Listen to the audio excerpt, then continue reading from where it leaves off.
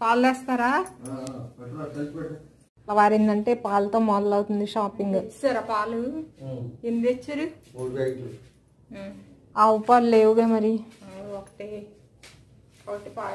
పెరుగు తోడేసుకోటానికి, ఒకటి కాఫీ టీలకి, ఒకటేమో స్పేరు ఉండాలి కదా ఎవరన్నా వచ్చినా చేసినా. ప్యాకెట్ మారిందే ఉందండి. అదేనా? నీకు వాకింగ్ అయిపోయిందా?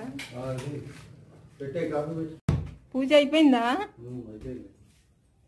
బయలుదేరుతున్నారా ట్రిప్కి? ఇవాళ ఎటు వెళ్తారు?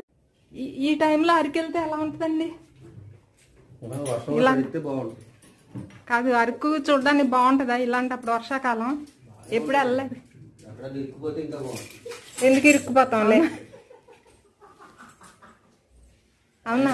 అలా కూడా ఫాల్స్ అవి ఎక్కువ వస్తాయేమో, ఎక్కువ ఉంటాయి. చూడటానికి బాగుంది. వెళ్దాం ఒకసారి. అక్కడ వారి జీవన విధానం చూడవచ్చు ఈ కాలంలో. సమ్మర్ సీజన్ లో చూసాము, వింటర్ లో బాగుంటదంట. వర్షాకాలం ఎలా ఉంటుందో చూద్దాం. Please like, share and subscribe.